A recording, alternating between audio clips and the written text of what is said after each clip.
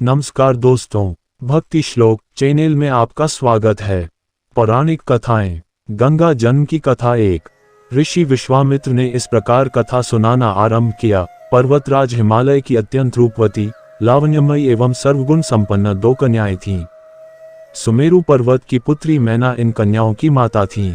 हिमालय की बड़ी पुत्री का नाम गंगा तथा छोटी पुत्री का नाम उमा था। गंगा अत्यंत प्रभावशाली और असाधारण दैवी गुणों से संपन्न थी। वह किसी बंधन को स्वीकार न कर मनमाने मार्गों का अनुसरण करती थी। उसकी इस असाधारण प्रतिभा से प्रभावित होकर देवता लोग विश्व के ज्ञान की दृष्टि से उसे हिमालय से मान कर ले गए। पर्वतराज की दूसरी कन्या उमा बड़ी तपस्विनी थी। उसने कठोर एवं असाधारण तपस्या करके महादेव जी को वर के रूप में प्राप्त किया। विश्वामित्र के इतना कहने पर राम ने कहा, गे भगवान, जब गंगा को देवता लोग सुरलोक ले गए तो वह पृथ्वी पर कैसे अवतरित हुई और गंगा को त्रिपदगा क्यों कहते हैं? इस पर ऋषि विश्वामित्र ने बताया, महादेव जी का विवाह तो उमा के साथ हो गया था, किंतु 100 वर्ष तक भी उनके किसी संतान की उत्पत्ति नहीं हुई। एक बार महादेव जी के मन में संतान उत्पन्न करने का विचार आया। जब उनके इस विचार की सूचना ब्रह्मा जी सहित देवताओं को मिली तो वे विचार करने लगे कि शिव जी के संतान के तेज को कौन संभाल सकेगा। उन्होंने अपनी इस शंका को शिव जी के सम्मुख प्रस्तुत किया। उनके कहने पर अग्नि ने ये भार ग्रहण किया और परिणाम स्वरूप अग्नि के समान महान तेजस्वी स्वामी कार्तिकेय का जन्म हुआ। देवताओं के इस षड्यंत्र से उमा के संतान होने में बाधा पड़ी तो उन्होंने क्रुद्ध होकर देवताओं को शाप दे दिया कि भविष्य में वे कभी पिता नहीं बन सकेंगे।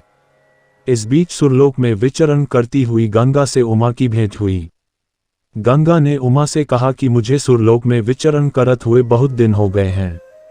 मेरी इच्छा है कि मैं अपनी मातृभूमि पृथ्वी पर विचरण करूं।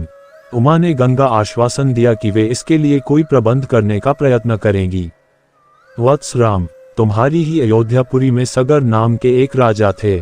उनके कोई पुत्र नहीं था। सगर की पटरानी केशिनी विदर्भ प्रांत के राजा की पुत्री थी। केशिनी सुंदर, धर्मात्मा और सत्यप्रायण थी। सगर की दूसरी रानी का नाम सुमति थी, जो राजा अरिष्टनेमि की कन्या थी। दोनों रानियों को लेकर महाराज सगर हिमालय के भृगुप्रस्रवण नामक प्रांत में जाकर पुत्र प्राप्ति के लिए तपस्या करने लगे। उनकी तपस्या से प्रसन्न होकर महर्षि भृगु ने उन्हें वर दिया कि तुम्हें बहुत से पुत्रों की प्राप्ति होगी। दोनों रानियों में से एक का केवल एक ही पुत्र होगा जो कि वंश को बढ़ाएगा और दूसरी के 60,000 पुत्र होंगे। कौन सी रानी कितने पुत्र चाहती है, इसका निर्णय वे स्वयं आपस में मिलकर कर लें। केशिनी ने वंश को बढ़ाने वाले एक पुत्र की कामना की और गरुड़ की बहन सुमति ने 60,000 बलवान पुत्रों की। उचित समय पर रानी केशिनी ने असमंजस नामक पुत्र को जन्म दिया। रानी सुमति के गर्भ से एक तूंबा निकल जिसे फोड़ने पर छोटे छोटे 60,000 पुत्र निकले। उन सब का पालन पोषण घी के घड़ों में रखकर किया गया। कालचक्र बीतता गया और सभी राजकुमार युवा हो गए। सगर का ज्येष्ठ पुत्र असमंजस बड़ा दुराचारी था और उसे नगर के बालकों को सरयू नदी में फेंककर उन्हें डूबते हुए देखने में बड़ा आनंद आता था। इस दुराचारी पुत्र से दुखी होकर सगर ने उसे अपने राज्य से निर्वासित कर दिया। असमंजस के अंशुमान नाम का एक पुत्र था। अंशुमान अत्यंत सदाचारी और पराक्रमी था। एक दिन राजा सगर के मन में अश्वमेघ यज्ञ करवाने का विचार आया। शीघ्र ही उन्होंने अपने इस विचार को कार्य रूप में परिणत कर दिया। राम ने ऋषि विश्वामित्र से कहा, गुरुदेव, मेरी रुचि अपने पूर्वज सगर की यज्ञ गाथा को विस्तार पूर्वक सुनने में है। अतः कृपा करके इस वृतांत को पूरा सुनाइए। राम के इस तरह कहने पर ऋषि विश्वामित्र प्रसन्न होकर कहने लगे, राजा सगर ने हिमालय एवं विंध्याचल के बीच की हरी भरी भूमि पर एक विशाल यज्ञ मंडप का निर्माण करवाया। फिर अश्वमेघ यज्ञ के लिए श्यामकर्ण घोड़ा छोड़कर उसकी रक्षा के लिए पराक्रमी अंशुमान को सेना के साथ उसके पीछे पीछे भेज दिया।